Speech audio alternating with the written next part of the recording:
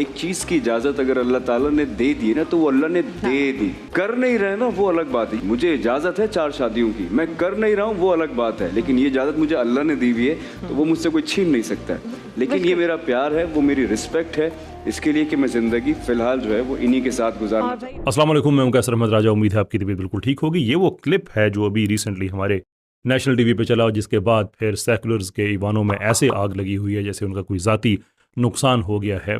کہ کہا کیا ہمارے یہ ایکٹر ہیں, غالباً دانش نام ہے ان کا, کہ بھائی اللہ تعالیٰ نے حق دیا ہے 4 شادیوں کا, کوئی مجھ سے چھین نہیں سکتا. اپنی وائف کے احترام میں 1 سے زیادہ شادیاں نہیں کر رہا ہوں, لیکن میں کر سکتا ہوں.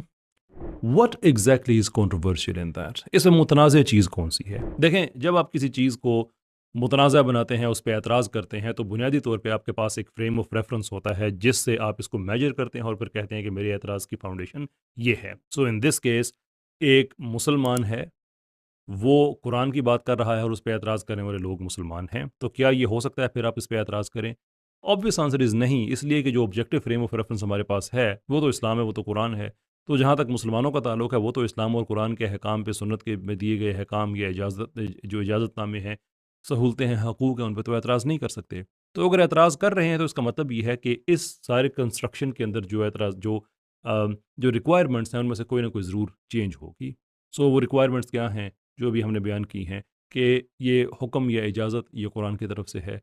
جو جس آدمی نے بات کہی ہے وہ مسلمان ہے, جو اعتراضات کرنے والے ہیں وہ مسلمان ہیں. لیکن اگر پھر بھی اعتراض کی گنجائش بنتی ہے, جو کہ بننی نہیں چاہیے, تو اس کا مطلب یہی ہے نا, پھر ریکوائرمنٹ چینج ہوں گی. تو وہ ریکوائرمنٹس کیا ہیں؟ نمبر 1 یہ کہ کیا یہ قرآن کی طرف سے یہ اجازت نہیں ہے؟ آنسر از یس. جو کہنے والا ہے کیا وہ مسلمان نہیں ہے؟ آنسر از یس. اب جو اعتراض کرنے والا ہے اس کو اپنے ایمان کے بارے میں سوچنا چاہیے. تکفیر تو میں کروں گا نہیں کبھی بھی, لیکن اگر آپ مسلمان ہیں تو قرآن نے تو واضح فیصلہ دیا ہوا ہے کہ حق ثوابدید ختم ہو جاتا ہے.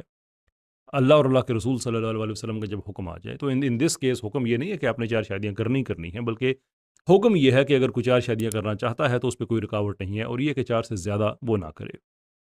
اب ایک آدمی کہہ رہا ہے کہ بھائی میرے پاس یہ اللہ کا دیا ہوا اختیار ہے, تو ہے,